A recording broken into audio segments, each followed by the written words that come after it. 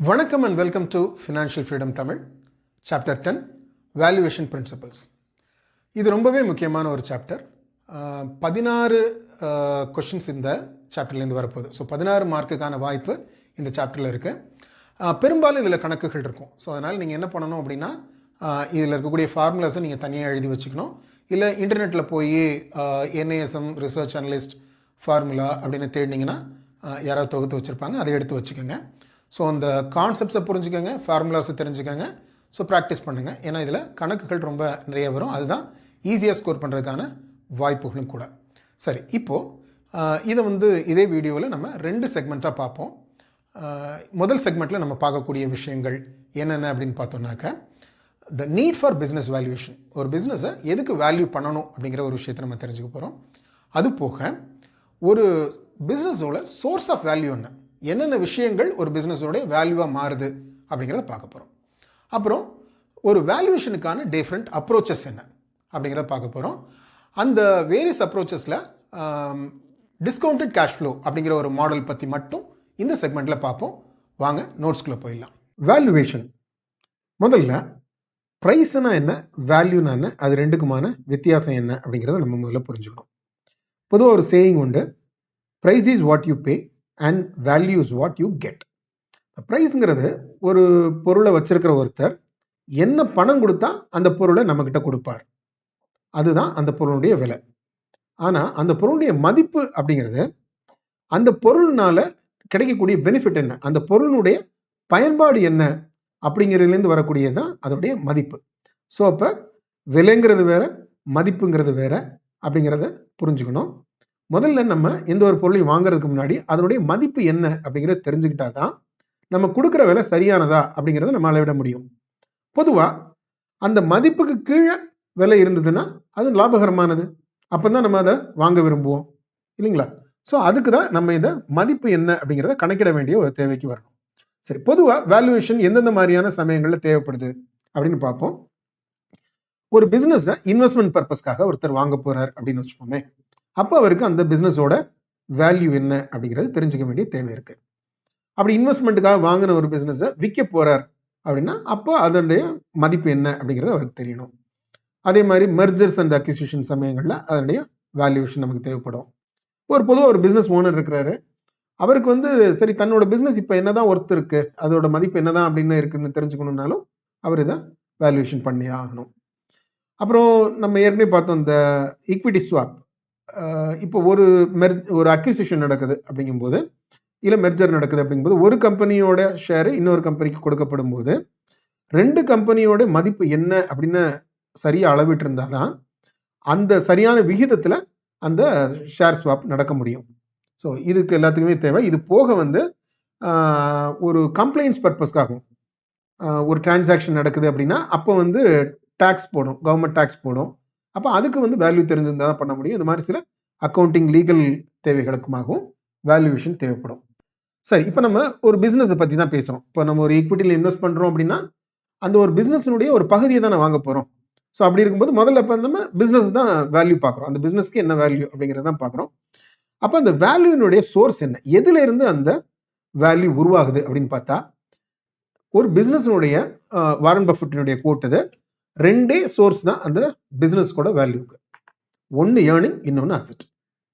அந்த பிஸ்னஸ்ல என்னென்ன சொத்துகள் இருக்கு, அந்த சொத்துகள் மூலமா அந்த பிஸ்னஸ் என்னென்ன வருமானத்தை ஈட்டுது, இது 2 தான். இது நம்ம இப்படி எளிமையா புரிஞ்சுக்கலாமே. ஒரு வீடு இருக்குன்னா அந்த வீடினுடைய மதிப்பு என்ன, அந்த வீடு வாடகையை சம்பாதிக்குது, அது ஏர்னிங். அந்த வீடும் ஒரு மதிப்பு இருக்கு. ஒருவேளை நீங்க அதை கடைசியில் விற்கிறீங்கன்னா அந்த வீடு விற்றதுக்கு ஒரு பணம் வரும் இல்லையா, இதுதான் அந்த வீட்டுக்கான மதிப்பு உருவாக்குது. Earnings and assets. எந்த ஒரு பிசினஸ்லயுமே வேல்யூவேஷனுக்கான அடிப்படை இதுதான். அந்த பிசினஸ் எவ்வளவு ஏர்னிங் உண்டாக்குது, அதுல என்ன அசெட்ஸ் இருக்கு, இதை பேஸ் பண்ணி தான் நம்ம வேல்யூவேஷன் பண்ண போறோம். சரி, பொதுவான வேல்யூவேஷனுக்கு என்னென்ன அப்ரோச்சஸ் இருக்கு? இது இப்போ நம்ம பேசக்கூடியது ஈக்விட்டிக்குன்னு இல்லை, எந்த ஒரு அசெட்டுக்குமே பண்ணக்கூடிய ஒரு வேல்யூவேஷன். ஒன்று காஸ்ட் பேஸ்டு வேல்யூவேஷன், அதை உருவாக்குறதுக்கு எவ்வளவு செலவாகும் அப்படிங்கிறது. இப்போ நம்ம இந்த கான்டெக்ட்ல பார்த்தோம்னா, பொதுவாக நம்ம ஒரு ரீட்டைல் இன்வெஸ்டரா ஷேர் மார்க்கெட்ல இன்வெஸ்ட் பண்ணக்கூடியவங்களா நம்ம இதை கனெக்ட் பண்ண மாட்டோம். ஆனால் அந்த ஒரு பிஸ்னஸை பெரிய அளவில் வாங்கணும்னு நினைக்கிறாங்க. அதை அந்த அதில் ஒரு கண்ட்ரோலிங் ஸ்டேக் அக்வேர் பண்ணணும்னு நினைக்கிறவங்க, ஒரு ஸ்ட்ராட்டஜிக் இன்வெஸ்டரா வர்றவங்க இப்படி தான் அதை யோசிப்பாங்க. அந்த பிஸ்னஸை நான் இந்த விலை கொடுத்து வாங்கணுமா, இந்த பிஸ்னஸை நானே தொடங்குறதுக்கு என்ன செலவாகும் அப்படின்னு அவங்க பார்ப்பாங்க. ரைட். அடுத்தது கேஷ் ஃப்ளோ பேஸ்டு வேல்யூவேஷன். இதுதான் இன்ட்ரின்சிக் வேல்யூவேஷன். அதாவது அந்த பிஸ்னஸுடைய உள்ளார்ந்த மதிப்பு அப்படின்னு சொல்றது எங்கேருந்து வருதுன்னா, நம்ம ஏற்கனவே பேசினது தான் ஏர்னிங்ஸ் அண்ட் அசெட்ஸ். இது மூலமா உருவாகக்கூடிய கேஷ் ஃப்ளோ. அதாவது இந்த பிஸ்னஸ் எதிர்காலத்தில் எவ்வளவு சம்பாதிக்கும் அப்படிங்கிறத வச்சு செய்யக்கூடிய ஒரு கணக்கீடு தான் இந்த cash flow based valuation. So இப்போ இந்த கேஷ் ஃப்ளோ பேஸ்டு வேல்யூவேஷனில் என்ன பண்ண போறோம்னா, இந்த ஃபியூச்சர் கேஷ் ஃப்ளோஸை ப்ரெசன்ட் வேல்யூக்கு ஒரு டிஸ்கவுண்டட் ரேட்டில் கொண்டு வர போகிறோம். இதுதான் அதனுடைய அடிப்படை. இதை இன்னும் கொஞ்சம் விரிவாக தொடர்ந்து பார்ப்போம். இப்போ இதில் ரெண்டு வகை இருக்கு. ஒன்று வந்து ரிஸ்க் நியூட்ரல் வேல்யூவேஷன், இன்னொன்று real world valuation. Risk neutral valuation என்ன பண்றோம்னா, அந்த ஃபியூச்சர் கேஷ் ஃப்ளோவை நம்ம கணக்கிடும் போது அதுல வந்து அந்த ஃபியூச்சர் கேஷ் ஃப்ளோவோட செர்டனிட்டி என்ன, அது உறுதியா வருமா வராதா அப்படிங்கிறதுக்கு அதுக்கு ஒரு ப்ராபபிலிட்டி வச்சு நம்ம அதை அட்ஜஸ்ட் பண்றோம். ஸோ இப்போ இது வந்து எங்க பண்றாங்கன்னா, இந்த இன்சூரன்ஸ் கம்பெனிஸ்கள்லாம் என்ன பண்றாங்க அப்படின்னா, அவங்களுக்கு வந்து எவ்வளவு வருமானம் வரும் அப்படிங்கிறதுல வந்து ஒரு ப்ராபபிலிட்டி இருக்கு. ஒருவேளை அவங்க வந்து நிறைய இது ரிட்டர்ன் கொடுக்க வேண்டியிருந்தது, கிளைம் கொடுக்க வேண்டியிருந்ததுன்னா அவங்களுக்கு வர வேண்டிய கேஷ் ஃப்ளோ குறையும். ஸோ அதெல்லாம் வச்சு அதற்கெல்லாம் ஒரு அவங்க ப்ராபபிலிட்டி வச்சு அந்த ப்ராபபிலிட்டினால அந்த கேஷ் ஃப்ளோவை அட்ஜஸ்ட் பண்ண பிறகு அதை ரிஸ்க் ஃப்ரீ ரேட்டால டிஸ்கவுண்ட் பண்றோம். ரிஸ்க் ஃப்ரீ ரேட் அப்படிங்கிறது ஸோ நம்ம ஒரு கவர்மெண்ட் செக்யூரிட்டியோட ரிட்டர்ன் அப்படின்னு வச்சுப்போமே, அந்த ரிஸ்க் ஃப்ரீ ரேட்டால டிஸ்கவுண்ட் பண்றோம். இதுதான் risk neutral valuation. Real world valuation அப்படிங்கிறது எப்படி இருக்கும் அப்படின்னா, முதல்ல இப்போ நம்ம வந்து கேஷ் ஃப்ளோ, ஃபியூச்சர் கேஷ் ஃப்ளோவை எஸ்டிமேட் பண்ணும்போதே அந்த எது வந்து மோஸ்ட் லைக்லி, அதாவது பெரும்பாலும் வரக்கூடிய இவ்வளவு வந்துடும் அப்படின்னு நமக்கு உறுதியா தெரியக்கூடிய கேஷ் ஃப்ளோவை நம்ம எடுத்துக்கிறோம். அந்த கேஷ் ஃப்ளோவை என்ன ரேட்டில் டிஸ்கவுண்ட் பண்ண போறோம்னா, risk free rate plus 1 premium. அந்த ரிஸ்க் ஃப்ரீ ரேட் அப்படிங்கிறது கவர்மெண்ட் செக்யூரிட்டி கிடைக்கக்கூடிய ரிட்டர்ன் அப்படின்னு வச்சுக்கிட்டோம்னா, அதுக்கு மேல நம்ம இன்னும் கொஞ்சம் ஆட் பண்றோம், ஒரு பிரீமியம் ஆட் பண்றோம். ஏன்னா இதுல நம்ம ஒரு ரிஸ்க் எடுக்கிறோம் இல்லைங்களா, ஒரு அன்சர்டனிட்டி இருக்கு இல்லைங்களா, அந்த கேஷ் ஃப்ளோவில் ஒரு அன்சர்டனிட்டி இருக்குல்ல, அந்த அன்சர்டனிட்டிக்காக நம்ம ரிஸ்க் ஃப்ரீ பிரீமியம் ஆட் பண்ணிக்கிறோம். இது வந்து ஒரு ரியல் வேர்ல்டு வேல்யூவேஷன். ஸோ இது போக வந்து இந்த செல்லிங் பிரைஸ் பேஸ்ட் அப்ரோச் அப்படின்னு ஒன்று இருக்கு. இது வந்து ஒரு ரிலேட்டிவ் வேல்யூவேஷன். இதை நம்ம ரொம்ப எளிமையா சொல்லணும்னா, ஒரு நிலத்தை வாங்கும்போது இல்லை ஒரு பில்டிங் வாங்கும்போது இதை ரொம்ப பயன்படுத்துவாங்க. இதே ஏரியால இதே மாதிரி ஒரு நிலம் இந்த விலைக்கு போயிருக்கு, அப்ப அதுக்கு இவ்வளவு கொடுக்கலாம்னா இதுக்கு இவ்வளவு கொடுக்கலாம் அப்படிங்கிற மாதிரியான ஒரு அணுகுமுறை. ஸோ இதுல நம்ம நிறைய ரேஷியோஸை பயன்படுத்தி இந்த அசட்டுக்கு இவ்வளவு நம்ம கொடுக்கலாம் அப்படிங்கிற மாதிரியான ஒரு முடிவுக்கு நம்ம வர முடியும். இது எல்லாத்தையுமே நம்ம விரிவா பின்னாடி பார்ப்போம். சரி, இப்போ நம்ம ஏற்கனவே பேசின cash flow, discounted cash flow, DCF அப்படின்னு சொல்லக்கூடிய ஒரு மெத்தட். இதுதான் ரொம்ப இருக்கிறதுலேயே வந்து சரியான அப்சல்யூட் வேல்யூவேஷன், அந்த பிசினஸினுடைய மதிப்பை இண்டிபெண்டா வேல்யூ பண்றதுக்கான ஒரு முறை. ஆனா இதுல வந்து நிறைய சிரமங்கள் இருக்கு, அவ்வளவு எளிதானது இல்லை. இதுல வந்து நிறைய கணக்கீடுகள் நீங்க பண்ண வேண்டியிருக்கும். இது எப்படிங்கிறத நம்ம விரிவா பார்ப்போம். இதுக்கு முன்னாடி நம்ம ஒரே ஒரு கான்செப்ட் தெரிஞ்சுக்கணும். டைம் வேல்யூ ஆஃப் மணி அப்படிங்கிற ஒரு விஷயம் நமக்கு புரிஞ்சுக்கணும். அந்த டைம் வேல்யூ ஆஃப் மணி அப்படின்னா என்னன்னா, today's 1 Ruby is bigger then tomorrow's 1 Ruby. அதாவது இன்னைக்கு என் கையில 1 ரூபாய் இருக்கு அப்படின்னா, இதை நான் ஒருத்தட்ட கொடுக்குறேன்னா, அடுத்த வருஷம் அவர் என்கிட்ட 1 ரூபாயை திருப்பி கொடுத்தாருன்னா அதை நான் ஏத்துக்க மாட்டேன். ஏன்னா அதை விட அவர் கூட தான் கொடுத்தாகணும் எனக்கு. ஏன் அப்படின்னா, ஒண்ணு பணவீக்கம் இருக்கு. பணவீக்கம் அதாவது இன்னைக்கு 1 ரூபாய் என்ன பொருளை வாங்க முடியுமோ அதை வந்து ஒரு வருஷம் கழிச்சிருக்கக்கூடிய 1 ரூபாயில வாங்க முடியாது. அந்த அளவுக்கு அதனுடைய மதிப்பு தேஞ்சிருக்கும். அதனால எனக்கு அவர் கொஞ்சம் கூடுதல் தொகை கொடுக்கணும். இது ஒண்ணு. அப்புறம் இன்னைக்கு என்கிட்ட பணம் இருந்ததுன்னா நான் சில விஷயங்களை செஞ்சிருப்பேன். இப்போ அந்த பணத்தை வேற ஒருத்தட்ட கொடுத்ததுனால அந்த செய்யக்கூடிய வாய்ப்புகளை நான் இழக்கிறேன். ஸோ அப்படி இழக்கப்பட்ட வாய்ப்புகள், ஆப்பர்ச்சுனிட்டி காஸ்ட், அதுக்கு ஒரு மதிப்பு போட்டு நான் எக்ஸ்ட்ராவா எனக்கு எதிர்பார்ப்பேன். இதுதான் டைம் வேல்யூ ஆஃப் மணி அப்படிங்கிற கான்செப்ட். ஸோ இப்போ எப்பவுமே நம்ம என்ன புரிஞ்சுக்கணும், இன்றைய ஒரு தொகை ஒன்று இருக்கு, 1 ரூபாய் இருக்குன்னா அது நாளைக்கு 1 ரூபாய் பிளஸ் சம்திங்கா தான் இருக்க முடியும். 1 ரூபாயா இருக்க முடியாது. அப்ப ஃபியூச்சர்ங்கிறது பெரிய எண்ணா இருக்கும், பிரசன்ட்ங்கிறது சிறிய எண்ணா இருக்கும். ஆனா ரெண்டும் ஒரே மதிப்பு தான். அது நம்ம புரிஞ்சுக்கணும். இதுக்கு ஒரு ஃபார்முலா இருக்கு. Present value equal to future value divided by 1 plus interest rate to the whole power of n. இங்க என்னங்கிறது பீரியட். பீரியட்னா நம்பர் ஆஃப் பீரியட், அதாவது வருஷம் அப்படின்னு எடுத்துக்கிட்டோம்னா எத்தனை வருஷம் அப்படிங்கிறது. இது வேணா நம்ம ஒரு எக்ஸாம்பிள் பார்க்கலாம். எனக்கு 3 வருஷம் கழிச்சு ஒருத்தர் 2 லட்சம் ரூபாய் கொடுக்குறேன் அப்படின்னு சொல்றாருன்னு வச்சுக்கோமே.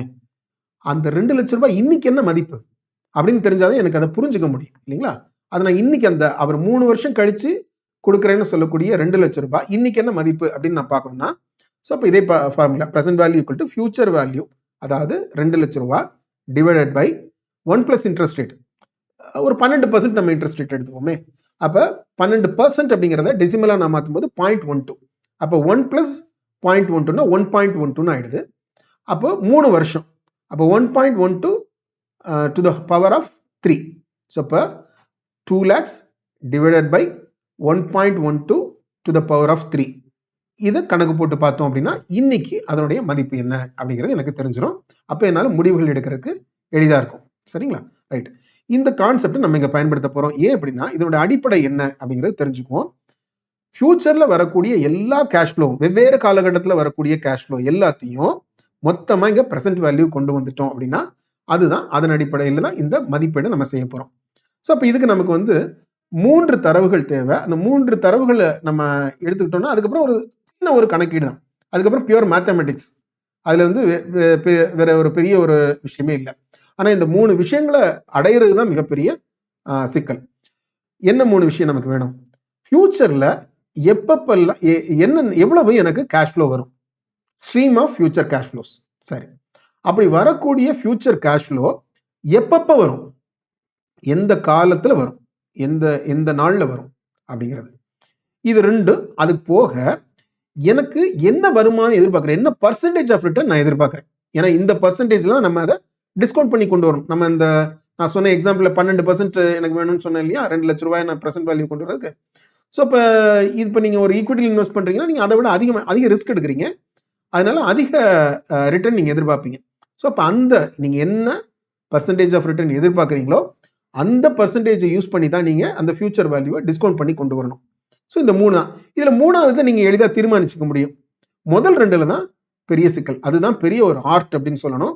அந்த ஒரு பர்டிகுலர் பிசினஸ் எதிர்காலத்துல எப்படி வளரும், அதனுடைய சாதக பாதகங்கள் என்ன, அப்போ அது எதிர்காலத்துல எவ்வளவு கேஷ் ஃப்ளோ உருவாக்கும், எப்பப்போ உருவாக்கும், இதை கணக்கிடுறது. இது ஒரு விதமான ஒரு ஆர்ட் தான், ஒரு அசம்ஷன் தான். அது ஒரு இன்டெலிஜென்ட் அசம்ஷன். இதை பண்றது மிகப்பெரிய ஒரு சவால். அதை பண்ணிட்டீங்கன்னா இந்த டிசிஎஃப் முடிஞ்சிருச்சுன்னு வச்சுக்கலாம். சரி, இப்போ பொதுவாக அந்த டிசிஎஃப்க்கு ஒரு 3 வடிவம் இருக்கு, 3 மாடல் இருக்கு. அது என்னங்கிறத பார்ப்போம். ஸோ இந்த 3 வகைகள், 3 மாடல் அப்படிங்கிறது டிவிடெண்ட் டிஸ்கவுண்ட் மாடல், அடுத்து free cash flow to equity, 3வது model free cash flow to firm. சரி, முதல்ல இந்த டிவிடெண்ட் டிஸ்கவுண்ட் மாடலை பார்த்துடலாம். இப்போ நம்ம இது ரொம்ப எளிமையானது. இப்போ நம்ம ஒரு தொடர்ச்சியா சீரா டிவிடெண்ட் கொடுத்து வரக்கூடிய ஒரு நிறுவனம் இருக்குன்னு வச்சுப்போமே. ஒரு எந்த மாதிரியான நிறுவனமா இருக்கலாம், ஒரு மெச்சூர்டு நிறுவனம். அது வரக்கூடிய லாபங்கள் எல்லாத்தையும் அது பிரிச்சு தான் கொடுக்குது, டிவிடெண்டா கொடுக்குது, தொடர்ச்சியா கொடுத்துட்டு இருக்கு. அப்புறம் அது ஒரு டிஃபென்சிவ் இண்டஸ்ட்ரியில இருக்கு. ஸோ அதனால எக்கனாமிக் சைக்கிள்னால அது பெருசா பாதிக்காது. எக்கானமி மேலே போனாலும் சரி கீழே போனாலும் சரி அது வியாபாரம் நடந்துகிட்டு இருக்கும் அப்படின்னா தொடர்ந்து அதனால ஒரு நிலையான ஒரு டிவிடெண்டை கொடுத்துட்டு இருக்க முடியும். ஸோ அப்படிப்பட்ட நிறுவனங்களை மதிப்பிடுறதுக்கு ரொம்ப இது எளிமையான வழி. ஸோ நம்ம ஏற்கனவே சொன்னோம் இல்லைங்களா, இந்த வீடு வாடகை கணக்கு இருக்கு இல்லைங்களா.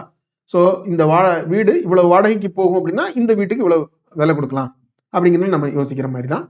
ஸோ இதுல நம்ம என்ன பண்ண போறோம் அப்படின்னாக்க அந்த ஃபியூச்சர்ல வரக்கூடிய டிவிடெண்ட்ஸை பேஸ் பண்ணி இப்போ நம்ம ஒரு வேல்யூ அரைவ் பண்ண போறோம். இதுக்கு நம்ம யூஸ் பண்ணக்கூடிய மெத்தட் கோடான்ஸ் growth மாடல் அப்படிங்கிறது. இதை நம்ம வேற ஒரு இடத்துலையும் பார்ப்போம். ஸோ இது என்னன்னா ஒரு பெர்பெச்சுவல் growth மாடல் அப்படின்னு சொல்லுவாங்க. இதாவது தொடர்ந்து ஒரு நிலையான வகையில இது வளர்ந்துகிட்டே இருக்கும்னு அசியூம் பண்ணிக்கிட்டா அதோடைய ப்ரெசென்ட் வேல்யூ என்ன அப்படின்னு கொண்டு வரக்கூடிய ஒரு ஃபார்முலா. ஸோ இதில் தான் ரொம்ப சிம்பிளான ஒரு ஃபார்முலா. இங்க இருக்கக்கூடிய D1 அப்படிங்கிறது இந்த ஆண்டின் முடிவில் கிடைக்கக்கூடிய டிவிடெண்ட், இந்த ஆண்டின் முடிவில் வரக்கூடிய dividend divided by K minus G. இல்லை இந்த K அப்படிங்கிறது cost of capital. Cost of கேபிட்டல்னா என்ன அர்த்தம்னா, காஸ்ட்ங்கிறதுனால நீங்க குழம்பிட வேண்டாம். ஒரு ஈக்விட்டியில முதலீடு பண்ணியிருக்கவர் என்ன ரிட்டர்ன் எதிர்பார்க்கிறாரு அப்படிங்கிறது தான். இந்த காஸ்ட் கேபிட்டல்ங்கிறது இந்த நிறுவனத்தோட பார்வையில் அது காஸ்ட். ஒரு காஸ்ட் ஆஃப் டெட் அப்படின்னா அந்த வட்டி, கடனுக்கு கொடுக்கக்கூடிய வட்டி. அந்த சொல்லுக்கு இணையா நீங்க இதை புரிஞ்சுக்கிட்டீங்கன்னா காஸ்ட் கேபிட்டல் அப்படிங்கிறது நிறுவனத்தினுடைய பார்வையில அந்த எக்விட்டியை அரைவ் பண்றதுக்கு அவங்க செய்யக்கூடிய செலவு அப்படின்னு புரிஞ்சுக்கலாம். இல்லைன்னா ஒரு இன்வெஸ்டரோட பார்வையில அந்த இன்வெஸ்டர் எதிர்பார்க்கக்கூடிய ரிட்டர்ன் அப்படின்னு புரிஞ்சுக்கலாம். ஸோ இப்போ D1 அப்படிங்கிறது டிவிடன். இந்த கேங்கிறது பர்சன்டேஜ், இன் பர்சன்டேஜ். என்ன இந்த பர்சன்டேஜ் நம்ம டெசிமல் ஆக்கிப்போம். அதாவது எக்விட்டிக்கு என்ன ரிட்டர்ன் எதிர்பார்க்குறாரு இந்த இன்வெஸ்டர் அப்படிங்கிறது மைனஸ் ஜி. அப்போ இந்த ஜி என்ன அப்படின்னாக்க என்ன ரேட்டில் இது வளரப்போகுது. இப்போ இந்த கொடுக்கக்கூடிய டிவிடெண்ட் அப்படிங்கிறது தொடர்ந்து வளர்ந்துகிட்டே இருக்க போகுதுன்னு நம்ம அசியம் பண்ணிப்போம். அப்படித்தானே இருக்க முடியும். ஒரு பிஸ்னஸ் வளருது அப்படின்னா அப்போ டிவிடெண்ட் வளர்ந்துகிட்டே போகும் இல்லைங்களா. ஒரு நீண்ட கால அடிப்படையில் பார்க்கும்போது தொடர்ந்து கன்சிஸ்டண்டா அந்த டிவிடெண்டோட அளவு வளர்ந்துகிட்டே போகுது. பிஸ்னஸ் வளர வளர டிவிடெண்டோட அளவு வளர்ந்து போகுதுன்னா அதுக்கு ஒரு ரேட். இது வந்து ஒரு 10% வளரும், இல்லை 7% வளரும் டிவிடெண்டோடைய விகிதம் அப்படின்னு சொன்னீங்கன்னா அது. ஸோ இதுதான் இந்த ஃபார்முலா. இதை போட்டிங்கன்னாக்க இந்த பி அப்படிங்கிறது தான் இந்த ஷேருடைய ஃபேர் வேல்யூ. அடுத்து நம்ம பார்க்கக்கூடிய model free cash flow to equity model. பொதுவாக பெரும்பாலான வளர்ச்சியில் இருக்கக்கூடிய நிறுவனங்கள் டிவிடெண்ட் கொடுக்க முடியாது. அந்த growth ஃபேஸில் இருக்கும்போது அவங்க அந்த வருமானத்தை மறுமுதலீடு செஞ்சு நிறுவனத்தை இன்னும் வளர்க்கணும்னு தான் பார்ப்பாங்களே ஒழிய டிவிடெண்ட் கொடுத்துட்டு இருக்க மாட்டாங்க. அப்படி கொடுத்தாலும் அது சிறிய அளவில் தான் இருக்கும். அதை வச்சு நம்ம சரியான மதிப்பீட்டை அடைய முடியாது. அப்போ அது அந்த மாதிரியான நிறுவனங்களை எப்படி மதிப்பீடு செய்யறது அப்படின்னா அதுக்கு தான் இந்த ஃப்ரீ கேஷ் ஃப்ளோ அப்படிங்கிற முறை பயன்படும். ஸோ அந்த ஒரு கம்பெனி இப்போ நம்ம ஏற்கனவே வந்து பிஎன்எல்ல படிக்கும்போது இதை புரிஞ்சுக்கிட்டோம். ஃப்ரீ கேஷ் ஃப்ளோனா என்ன அப்படிங்கிறது நம்ம கேஷ் ஃப்ளோ ஸ்டேட்மெண்ட்ல ஆப்ரேட்டிங் கேஷ் ஃப்ளோ அதை எடுத்துக்கிட்டு நெட் ஆப்ரேட்டிங் கேஷ் ஃப்ளோ எடுத்துட்டு அதில் கேபிட்டல் எக்ஸ்பெண்டிச்சரை கழிச்சணும். இது எங்கே இருக்கும்? இன்வெஸ்ட்மெண்ட் கேஷ் ஃப்ளோவில் இருக்கும். அதை கழிச்சிடணும். அதுக்கப்புறம் ஃபினான்சிங் கேஷ் ஃப்ளோவில் இருந்து இன்ட்ரெஸ்ட்டை கழிச்சணும். நெட் பாரோயிங்க்கு அட்ஜஸ்ட் பண்ணணும். அதை கடன் வந்திருந்ததுன்னா கூட்டிக்கணும், இல்லை ரீபே பண்ணியிருந்தோன்னா குறைச்சிக்கணும். ஸோ இதை பண்ணிட்டோம் அப்படின்னா free cash flow to equity கிடைச்சிடும் நமக்கு. ஸோ இதுதான் free cash flow to equity. இதை நம்ம ப்ரொஜெக்ட் பண்ணிட்டோம். ஃபியூச்சரில் எல்லாத்துக்கும் நம்ம ப்ரொஜெக்ட் பண்ணிட்டோம் அப்படின்னா அது ஃபியூச்சரில் வரக்கூடிய கேஷ் ஃப்ளோ. எப்போவுமே டிஸ்கவுண்டட் கேஷ் ஃப்ளோ இதில் 2 காம்பனண்ட் இருக்கும். ஒன்று வந்து ஃபியூச்சரில் வரக்கூடிய பீரியாடிக் கேஷ் ஃப்ளோஸ், அப்புறம் கடைசியாக வரக்கூடிய டெர்மினல் வேல்யூ அப்படின்னு சொல்லி ஒரு ஹோல் சங்க் ஆஃப் ஃபைனல் மணி. இப்போ நம்ம ஒரு எக்ஸாம்பிள் பார்க்கணும்னா ஒரு வீடு அப்படின்னு வச்சுக்கிட்டோம்னா வருஷம் வரக்கூடிய வாடகை குத்தகை பணம் ஒன்று, அது போக கடைசியில் அந்த வீடை வித்திங்கன்னா வரக்கூடியது அதுதான் டெர்மினல் வேல்யூ. ஸோ அதுக்கு கம்பேரபிளாக நம்ம ஷேர்ஸில் எப்படி பண்ணலாம் அப்படின்னாக்க இப்போ நம்ம இது பொதுவாக வந்து growth கம்பெனிஸ் தான் பார்க்குறோம் இல்லைங்களா. இந்த மெத்தடை வந்து நம்ம ஹை growth கம்பெனிஸ் தான் பார்க்குறோம். ஸோ இப்போ நம்ம என்ன பண்ணலாம்னா அந்த ஹை growth பீரியடுக்கு இந்த பீரியாடிக்கல் ஃப்ரீ கேஷ் ஃப்ளோவை நம்ம எஸ்டிமேட் பண்ணிடலாம். ஸோ அந்த ஹை growth பீரியட் முடிகிற சமயத்தில் அதுக்கப்புறம் ரொம்ப குறைவான growth தான் இருக்க போகுது. அப்போ நம்ம என்ன பண்ணலாம் அப்படின்னா ஏற்கனவே நம்ம இந்த கோர்டான் growth மாடல் அப்படின்னு பார்த்தோம் இல்லைங்களா, அதை பயன்படுத்தி இந்த அதே ஃபார்முலாவை பயன்படுத்தி அதில் இந்த டிவிடெண்ட் அப்படின்னு போட்ட இடத்துக்கு பதிலாக இந்த ஃப்ரீ கேஷ் ஃப்ளோ போட்டோம்னா நமக்கு இந்த டெர்மினல் வேல்யூ கிடைச்சிடும். சரி, அப்போ நமக்கு இந்த எல்லா ஃபியூச்சர் கேஷ் ஃப்ளோ கிடைச்சிருச்சுன்னா அதை அப்படியே ப்ரெசென்ட் வேல்யூ கொண்டு வந்துருப்போம். இதுதான் ஃபார்முலா. இங்கே பாருங்க, value of equity equal to present value of free cash flow to equity during high growth phase plus value of perpetual stream of free cash flow to equity after high growth phase. இதை தான் நம்ம terminal வேல்யூன்னு சொல்கிறோம். சரிங்களா. இது ரொம்ப நேரடியாக உங்களுக்கு வந்து ஈக்விட்டியோட வேல்யூ கொடுத்துரும். நம்ம ஒரு இன்வெஸ்டராக நமக்கு தேவைப்படக்கூடியது அந்த ஈக்விட்டி போர்ஷனுடைய வேல்யூ தான். அதுதான் நம்ம வாங்க போகிறோம். அதுக்கு தான் நமக்கு இது தெரியணும். இதில் இந்த டெர்மினல் வேல்யூவை நம்ம கோர்டன் growth மாடலை பயன்படுத்தி அதில் இந்த டிவிடெண்டுங்கிற இடத்துல இந்த ஃப்ரீ கேஷ் ஃப்ளோ டு ஈக்விட்டியை போட்டோம்னாக்க நம்ம டெர்மினல் வேல்யூ கால்குலேட் பண்ணிக்கலாம். சரி, அடுத்த model free cash flow to firm. இதுக்கும் ஃப்ரீ கேஷ் ஃப்ளோ டு எக்விட்டிக்கு என்ன வித்தியாசம் அப்படிங்கிறத முதல்ல பார்த்துருவோம். Free cash flow to equity அப்படிங்கிறது தான் பங்குதாரருக்கு உரிய பணம். அந்த பிஸ்னஸ் ஜென்ரேட் பண்ணக்கூடிய இன்கம்ல பங்குதாரருக்குரிய பணம் அப்படிங்கிறது free cash flow to equity தான். அதை கேபிட்டலைஸ் பண்ணும்போது தான் நமக்கு பங்குதாரருக்கு உள்ள மதிப்பு என்ன அப்படிங்கிறது தெரியும். அதுதான் அவர் வாங்கக்கூடிய பங்கினுடைய மதிப்பு. சரிங்களா. ஆனா இதுல வந்து முழு நிறுவனத்தை நம்ம இதை மதிப்பு போடுறோம். Free cash flow to firm அப்படிங்கிறதுல முழு நிறுவனத்தை மதிப்பு போடுறோம். அதுக்கப்புறம் அதில் தேவையற்ற பகுதிகளை நீக்கி ஈக்விட்டியினுடைய மதிப்புக்கு நம்ம அரைவ் பண்ணுவோம். ஏன் இதை பண்ணணும் அப்படின்னு பார்த்தீங்கன்னா சில இடங்கள்ல இப்போ நம்ம ஃப்ரீ கேஷ் ஃப்ளோவை ஃப்ரீ கேஷ் ஃப்ளோ டு ஈக்விட்டியை நம்ம கணக்கு பண்ணப்போ அதில் வந்து அந்த கடன் பகுதிகளை கழிச்சோம் இல்லைங்களா, அந்த நெட் பாரோவிங்ஸ் ரீபேமெண்ட்ஸ் அதை அட்ஜஸ்ட் பண்ணோம் இல்லைங்களா. இப்போ அதுக்கு வந்து நமக்கு வந்து ஒரு அந்த கம்பெனியோட பாலிசி என்ன, அது எந்த மாதிரியான கேபிட்டல் ஸ்ட்ரக்சரை அது ஃபியூச்சர்ல வச்சிருக்க போகுது அப்படின்னு தெரிஞ்சதுனா தான் அதை அரைவ் பண்ண முடியும். சில கம்பெனிஸ்க்கு அது அவ்வளவு சரியா இருக்க முடியாது, அவ்வளவு சிரமமா இருக்கலாம். அப்புறம் சில நிறுவனங்கள் இப்போ வந்து ஒரு அக்வேரர் இருக்கிறாரு, ஒரு ஸ்ட்ராட்டஜிக் இன்வெஸ்டர் இருக்காருன்னா ஒரு முழு கம்பெனியும் வாங்க போறாரு, பங்குதாரர் மாதிரி இல்லாம ஒரு முழு கம்பெனியும் வித் ஆல் இட்ஸ் லைபிலிட்டிஸ் வாங்க போறாரு. அவருக்கும் இது பயன்படுறதா இருக்கும். Free cash flow to firm model அப்படிங்கிறது பயனுள்ளதா இருக்கும். இல்லை இந்த free cash flow to firm மாடலில் நம்ம வேல்யூஷன் கொண்டு வந்துட்டு அதில் சில பகுதிகளை நீக்கிட்டோம் அப்படின்னா நமக்கு அதில் நமக்கு ஃப்ரீ கேஷ் ஃப்ளோ டு ஈக்விட்டியில் எப்படி பங்குதாரரோட மதிப்பு என்னன்னு கிடைச்சதோ அதே அளவு அரைவ் பண்ண முடியும். அப்போ முதல்ல free cash flow to firm அப்படிங்கிறது என்ன அப்படின்னு பார்த்துட்டோம்னா ரொம்ப சிம்பிள். ஏற்கனவே நம்ம இதில் பார்த்த மாதிரி தான் கேஷ் ஃப்ளோ ஸ்டேட்மெண்ட்லேருந்து ஆப்ரேட்டிங் கேஷ் ஃப்ளோ எடுத்துக்கிறோம். அதில் கேபிட்டல் எக்ஸ்பெண்டிச்சரை கழிச்சிடறோம். இந்த கேபிட்டல் எக்ஸ்பெண்டிச்சர் எங்கே இருக்கும் அப்படின்னாக்கா கேஷ் ஃப்ளோ ஸ்டேட்மெண்ட்டில் இன்வெஸ்ட்மெண்ட் சைடில் இருக்கும். அதுலேருந்து இதை கேபிட்டல் எக்ஸ்பெண்டிச்சர் கழிச்சிடறோம். Minus tax benefits on interest payments, அந்த இன்ட்ரெஸ்ட் பேமெண்ட்டில் உள்ள அதுக்கான டேக்ஸ் காம்பனன்ட் அதையும் கழிச்சிட்டோம் அப்படின்னா free cash flow to equity கிடைச்சிரும். சரிங்களா? இதை நம்ம கேபிட்டலைஸ் பண்ண போகிறோம். ஏற்கனவே நம்ம பார்த்த அதே ஃபார்முலா தான், அதே ஃபார்முலாவில் போட்டுட்டோம்னா இப்போ இதில் இதை ப்ரெசென்ட் வேல்யூக்கு இதை கொண்டு வந்துடலாம். இதில் இங்கே இன்னொரு முறை சொல்லியிருக்காங்க. அதாவது இந்த data free cash flow to ஈக்விட்டிங்கிற நம்பர் அரைவ் பண்ணுறது கேஷ் ஃப்ளோ ஸ்டேட்மெண்ட்லேருந்து வர்றதுக்கு பதிலாக பிஎன்எல் இருக்கக்கூடிய டேட்டாலேருந்து வர முடியும். அது கொஞ்சம் சிக்கலான ஒரு மறைமுகமான முறை.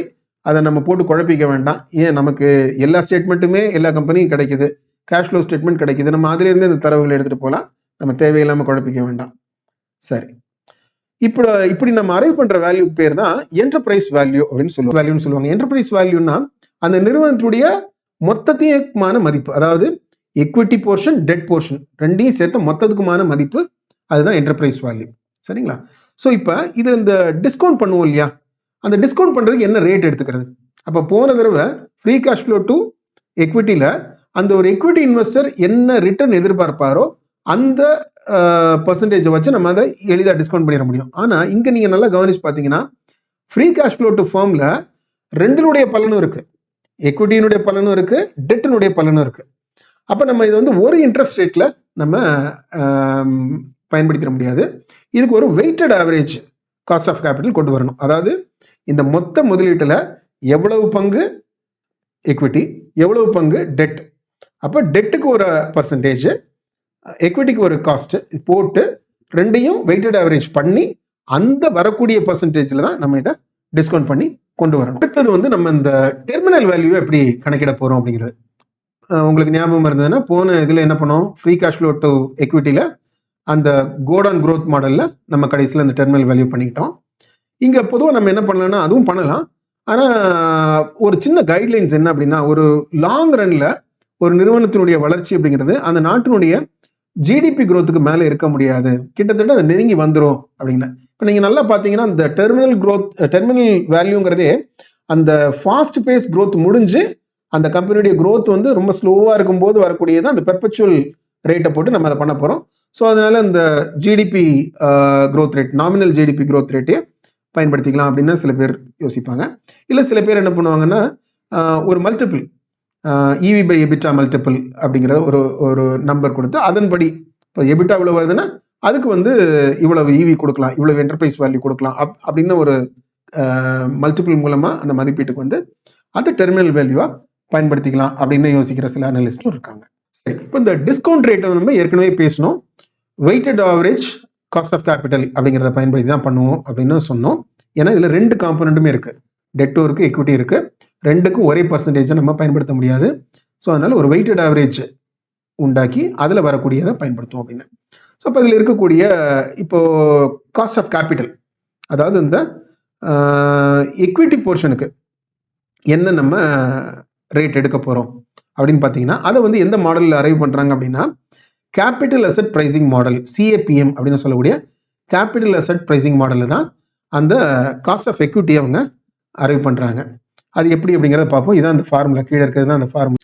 ஸோ காஸ்ட் ஆஃப் எக்விட்டி, அதாவது ஒரு எக்விட்டி இன்வெஸ்டர் என்ன ரிட்டர்ன் எதிர்பார்க்கிறார் அப்படிங்கிறது, இது அவர் வந்து கொஞ்சம் அதிகமாக தானே எதிர்பார்ப்பார், என்ன ரிஸ்க் எடுக்கிறாரோ அதுக்கேற்ற மாதிரி எதிர்பார்ப்பார் இல்லையா, அதை கால்குலேட் பண்ணுறதுக்கான ஒரு வழிமுறை தான் கேபிட்டல் அசெட் பிரைசிங் மாடல். இந்த ஃபார்முலா பாருங்க, KE அப்படின்னா cost of equity equal to risk free rate plus beta multiplied by RM minus RF. இதில் இந்த ஆர்எம் அப்படிங்கிறது என்ன அப்படின்னாக்க ரிட்டர்ன் எக்ஸ்பெக்டட் ஆன மார்க்கெட் போர்ட்ஃபோலியோ. ஸோ ஒரு மார்க்கெட்டில் இருக்கக்கூடிய ஒரு போர்ட்ஃபோலியோவுக்கு என்ன அவங்க ரிட்டர்ன் எதிர்பார்க்குறாங்கிறது ஆர்எம். ஆர்எஃப்ங்கிறது ஏற்கனவே நம்ம பார்த்த risk free rate. Risk free ரேட்டுங்கிறது நம்ம ஒரு கவர்மெண்ட் செக்யூரிட்டியோட ரிட்டர்ன் அப்படின்னு வச்சுக்கலாம்.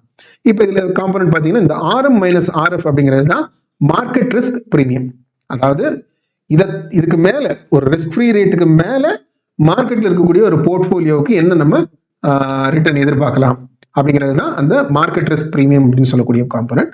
பீட்டா அப்படிங்கிறது ஏற்கனவே நம்ம பார்த்துருக்கோம். அது வந்து ஒரு வாலட்டிலிட்டி, ஒரு பர்டிகுலர் ஸ்டாக்கினுடைய வாலட்டிலிட்டியை அளக்கிறதுக்கான ஒரு, அதாவது ஒரு அண்டர்லைங் பெஞ்ச் மார்க். சரி, ஒரு இண்டெக்ஸ்னு வச்சுப்போமே, அந்த இண்டெக்ஸ் மாறும்போது ஒரு சர்டன் பர்சன்டேஜ் மாறும்போது இது அதை தாண்டி எவ்வளவு மாறுது அப்படின்னு அளக்கக்கூடிய ஒரு விகிதம், வாலட்டிலிட்டியை மெஷர் பண்ணக்கூடிய ஒரு மெஷர் தான் பீட்டா. ஸோ இதுதான் இந்த ஃபார்முலா. இந்த ஃபார்முலாவை பயன்படுத்தி தான் நம்ம காஸ்ட் ஆஃப் எக்விட்டியை நம்ம அரைவ் பண்றோம் இந்த capital asset pricing model. So இப்போ நமக்கு காஸ்ட் ஆஃப் எக்விட்டி கிடைச்சிருச்சு, சரிங்களா? அப்புறம் ஒரு weighted average cost of capital, அந்த WACC மெத்தட்ல தான் நம்ம டிஸ்கவுண்டிங் ரேட்டை நம்ம அரைவ் பண்ண போறோம். அந்த டிஸ்கவுண்டிங் ரேட்டை எப்படி பண்ண போறோம்னு பாருங்க. இதுதான் அதுக்கான formula. WACC equal to KE, அதாவது cost of equity multiplied by equity divided by equity plus debt. அதாவது மொத்த எக்விட்டி பிளஸ் டெட்ல எக்விட்டியோட பங்கு எவ்வளவு இருக்கு, அப்ப அதோட பர்சன்டேஜ் என்ன, இதை ஒர்க் பண்ணிரும். பிளஸ் KD, அதாவது cost of debt into 1 minus tax into debt divided by equity plus debt. So இது ரெண்டையும் பண்ணிட்டு இதோட ஆவரேஜ் எடுத்துட்டோம் அப்படின்னா தான் அது வெயிட்டட் ஆவரேஜ். இங்க ஏன் வந்து 1 மைனஸ் டாக்ஸ் போடுறோம் இதுக்கு மட்டும், காஸ்ட் ஆஃப் டெட்டுக்கு மட்டும் அப்படின்னு உங்களுக்கு ஒரு கேள்வி வரலாம். இப்போ டெட் காம்பனண்ட்டுக்கு டாக்ஸ் கிடையாது, இன்ட்ரெஸ்ட் நம்ம கட்டுறோம் இல்லைங்களா, அந்த கட்டக்கூடிய இன்ட்ரெஸ்ட்டுக்கு டாக்ஸ் கிடையாது. ஸோ அதை அட்ஜஸ்ட் பண்றதுக்காக தான் இந்த 1 மைனஸ் டாக்ஸ் அப்படிங்கிறதால மல்டிப்ளை பண்றோம். ஸோ தட் அந்த காம்பனண்ட்டை நம்ம அட்ஜஸ்ட் பண்ணிடும். ஸோ இதெல்லாம் முடிச்ச உடனே கடைசியில் நமக்கு கிடைக்க போறது இந்த free cash flow to firm அப்படிங்கிற மாடல்ல இந்த future cash flows, terminal cash flow எல்லாத்தையும் இப்போ நம்ம அரைவ் பண்ண WACC மெத்தட்ல அரைவ் பண்ண இன்ட்ரெஸ்ட் ரேட்ல டிஸ்கவுண்ட் பண்ணி கொண்டு வந்துட்டோம்னா நமக்கு கிடைக்கக்கூடியது என்டர்பிரைஸ் வேல்யூ. இப்போ நம்ம ஏற்கனவே பேசின மாதிரி இந்த DCF வேல்யூவேஷன் அப்படிங்கிறது ஒரு ஆர்ட் அண்ட் சயின்ஸ். இதுல வந்து நம்ம அந்த ஃபியூச்சர் கேஷ் ஃப்ளோவை எஸ்டிமேட் பண்றதுல நம்ம சரியா செய்ய முடியலன்னா இந்த வேல்யூ தப்பா போறதுக்கான வாய்ப்புகள் அதிகம் இருக்கு. ஸோ இந்த பகுதியில் ஏற்கனவே பார்த்த நம்ம டிஸ்கவுண்டட் கேஷ் ஃப்ளோ ரொம்ப சிக்கலான ஒன்று. இப்போ அதை தவிர்த்து மற்ற ரிலேட்டிவ் வேல்யூவேஷன் மெத்தட்ஸ் வேறு என்னென்ன இருக்குது அப்படிங்கிற பார்ப்போம். இது ஒரு விதத்தில் எளிமையான ஒரு வேல்யூவேஷன் மெட்ரிக்.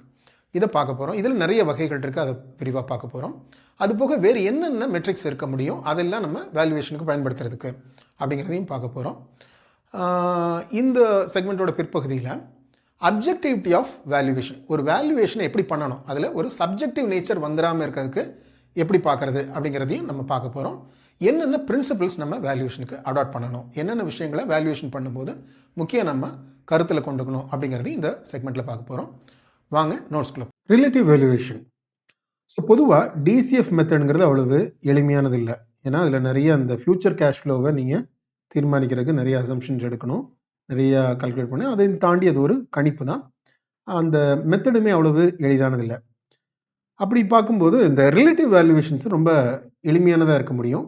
ஸோ இதை எப்படி பண்ணுறோம் அப்படின்னா, இதில் நம்மளோட வேல்யூவை நம்ம அரைவ் பண்ணலை அப்படின்னாலும், ஸோ வேல்யூ எதுலேருந்து உருவாகுது, வேல்யூ வந்து ஏர்னிங்ஸ்லேருந்து உருவாகுது, அசட்ஸ்லேருந்து உருவாகுது, ரைட்டுங்களா?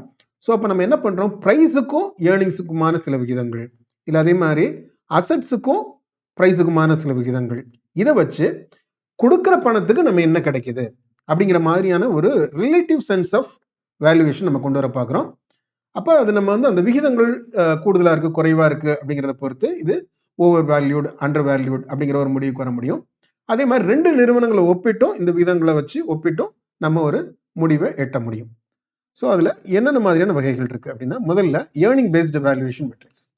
ஸோ ஏர்னிங் பேஸ்டு இருக்கிறதுல முதல்ல ஒரு டிவிடெண்ட் பேஸ்டான ஒரு வேல்யூவேஷன் மெட்ரிக் டிவிடெண்ட் ஈல்டு அப்படிங்கிறது. டிவிடெண்ட் ஈல்டு அப்படின்னா என்ன, டிவிடெண்ட் ஈல்டுக்கான formula dividend per share divided by current price of stock. இது நம்ம பர்சன்டேஜாக எக்ஸ்பிரஸ் பண்ணுறோம், அதுதான் டிவிடெண்ட் ஈல்டு அப்படின்னு சொல்லக்கூடியது. ஸோ இங்கே பாருங்கள் ஒரு எக்ஸாம்பிள் கொடுத்துருக்குறாங்க. ஸோ இப்போ இந்த டிவிடெண்ட் ஈல்டு பர்சன்டேஜ் ஒரு ரிஸ்க் ஃப்ரீ ரேட் அளவுக்காவது இருக்குது அப்படின்னா நம்ம இந்த வந்து ஒரு சாதகமான ஒன்றா பார்க்கலாம். ஸோ அப்படி இருக்குது அப்படின்னா உண்மையிலே அட்ராக்டிவான ஒன்று. ஏன்னா ஒரு பொதுவாக லிபரலாக டிவிடெண்ட் கொடுக்கக்கூடிய ஒரு நிறுவனத்துக்கு டிவிடெண்ட் ஈல்டே வந்து ஒரு ரிஸ்க் ஃப்ரீ ரேட் அளவுக்கு இருக்குது அப்படின்னாக்கா அது ரொம்ப அட்ராக்டிவான ஒன்று இல்லை. ஏன்னா இது போக வந்து உங்களுக்கு ஒரு கேபிட்டல் அப்ரிசியேஷன்லேயும் உங்களுக்கு ஒரு லாபம் கிடைக்க வாய்ப்பு இருக்குது. ஸோ அதனால ஒரு கேபிட்டல் கெயினும் கிடைக்க வாய்ப்பு இருக்குது இந்த ஷேர் ப்ரைஸ் உயர்றது மூலமாக. அப்படி இல்லைனாலுமே கூட உங்களுக்கு இந்த டிவிடெண்ட் ஈல்டில் உங்களுக்கு போதுமான வருமானம் வருது அப்படிங்கிற ஒரு முடிவு எடுக்க முடியும். அப்போ எந்த ப்ரைஸில் அந்த டிவிடெண்ட் ஈல்டு சாதகமாக இருக்குது, டிவிடெண்ட் அதே அளவு தான் கொடுக்குது, ஆனால் எந்த ப்ரைஸில் டிவிடெண்ட் ஈல்டுமா இருக்குது, பர்சன்டேஜ் அதிகமாக இருக்குது அப்படின்னு வச்சு தான் நீங்கள் எது சரியான மதிப்பு அப்படிங்கிறத, எது சரியான விலை அப்படிங்கிறத நீங்கள் முடிவெடுக்க முடியும். ஸோ அடுத்தது ஒரு revenue based metric earning yield. Earning yield அப்படிங்கிறது என்ன? Earning per share divided by current price of stock. இதையும் நீங்கள் பர்சன்டேஜாக எக்ஸ்பிரஸ் பண்ணலாம். இது வந்து உங்களுக்கு இப்போ மற்ற ரிட்டர்ன் பர்சன்டேஜோட இது குயிக்காக நீங்கள் ஒப்பிட்டு பார்க்குறதுக்கு வசதியாக இருக்கும். ஆனால் இது நல்லா கவனித்து பார்த்தீங்கன்னா இது நமக்கு ஏற்கனவே நல்லா தெரிஞ்ச PE ratio, price to earning ரேஷியோனுடைய ரெசிப்ரோக்கல் தான், அதனுடைய இன்வெர்ஸ் தான் இது. அப்போ ப்ரைஸ் டு ஏர்னிங் ரேஷியோ அப்படிங்கிறது என்ன? Current price of stock divided by earning per share. அதாவது ₹1 சம்பாதிக்கிற பங்குக்கு நான் எத்தனை மடங்கு விலை கொடுக்குறேன் அப்படிங்கிறது தான் அந்த பிஇ ரேஷியோ. ஸோ அதில் ரொம்ப எளிதாக உங்களால் ஒரு ஒரு ரிலேட்டிவ் சென்ஸ் ஆஃப் வேல்யூவை உங்களால் அரைவ் பண்ணிட முடியும். ஸோ இப்போ ஆப்வியஸ்லி பிஇ ரேஷியோ அதிகமாக இருக்குது அப்படின்னாக்கா மீதி எல்லா ரேஷியோஸும் மீதி எல்லா ஃபேக்டர்ஸும் கான்ஸ்டண்ட்டாக இருக்கிற பட்சத்தில் அதிக பிஇ ரேஷியோங்கன்னா அதிக விலையில் இருக்குது, குறைவான பிஇ ரேஷியோனா குறைவான விலை, அதாவது நல்ல மதிப்பில் இருக்குது அப்படிங்கிற மாதிரி புரிஞ்சுக்கலாம். ரெண்டு ஒப்பிடத்தக்க கம்பெனிஸ், அதே துறையில் இருக்கக்கூடிய ஒப்பிடத்தக்க ரெண்டு கம்பெனிகளையும் நீங்கள் எளிதாக இந்த பிஇ ரேஷியோ வச்சு நீங்கள் ஒப்பிட்டு பார்த்துக்க முடியும். ஸோ அது ஹைலி ஓவர் வேல்யூடா அண்டர் வேல்யூடா அப்படின்னு நீங்கள் ஒரு குயிக்காக ஒரு முடிவுக்கு வர முடியும். அப்போது இந்த ஏர்னிங்கை எடுக்கும்போது நம்ம எப்படி எடுக்க போகிறோம் அப்படிங்கிறதையும் நம்ம பார்க்கணும். ஏன்னா ப்ரைஸுங்கிறது வந்து அன்னன்னைக்கு உள்ள விலை, அது டைனமிக்காக மாறிட்டு இருக்கக்கூடியது. ஏர்னிங் அப்படிங்கிறது ஒரு குறிப்பிட்ட காலத்துக்கானது, ஒரு காலாண்டோ இல்லை ஒரு நிதியாண்டோ அந்த ஒரு காலத்துக்கானது. அது நம்ம எப்படி அதை அப்போ அந்த மாற்றத்தையும் நம்ம புரிஞ்சுக்கணும். அதே போல் இப்போ நீங்கள் வந்து ஒரு ஹிஸ்டாரிக்கல் ஏர்னிங்கை வச்சு நம்ம அந்த பிஇஏ பண்ணுறோமா, இல்லை ஃபியூச்சர் ஏர்னிங்ஸை வச்சு இந்த பிஇஏ பண்ணுறோமா, ப்ரொஜெக்டட் ஃபோர்காஸ்டட் ஏர்னிங்ஸை வச்சு நம்ம இந்த பிஇஏ பண்ணுறோமா அப்படின்னுங்கிறது நீங்கள் முடிவெடுக்கலாம்.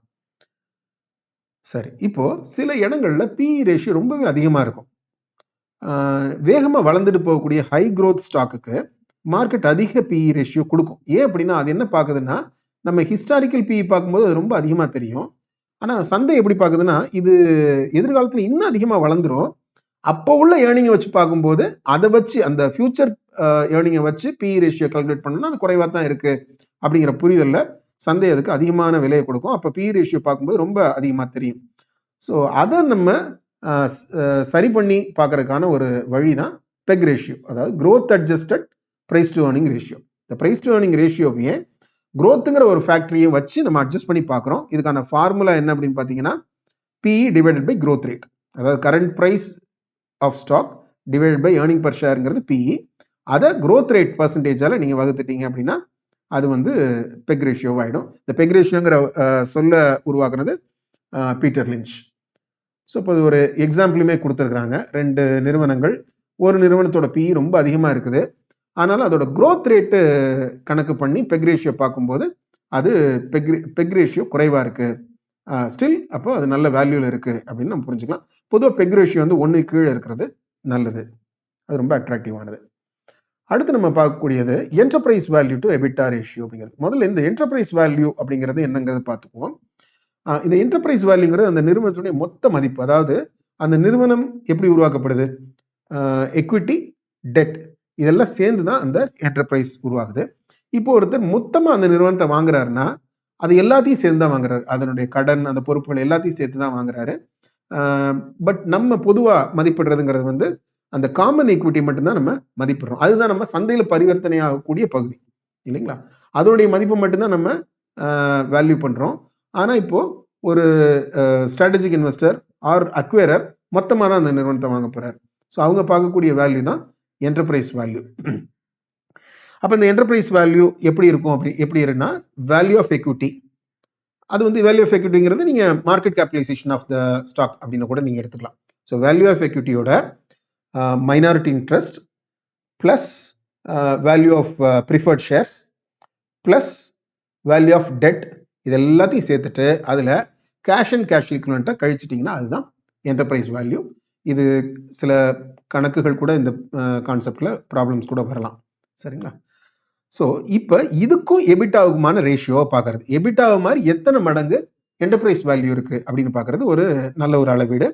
இது கடன் நிறைய இருக்கக்கூடிய நிறுவனங்களுக்கு, பொதுவாக வந்து கேபிட்டல் இன்டென்சிவ் இண்டஸ்ட்ரீஸில் நம்ம இந்த ரேஷியோவை பார்க்கறது ரொம்ப எளிதாக இருக்கும். அது ரொம்ப பொருத்தமாக இருக்கும். மேனுஃபேக்சரிங் கம்பெனிஸ், கேபிட்டல் இன்டென்சிவ் இண்டஸ்ட்ரீஸ்க்கு இந்த என்டர்பிரைஸ் வேல்யூ பை எபிட்டா ரேஷியோங்கிறது ரொம்ப பொருத்தமாக இருக்கும்.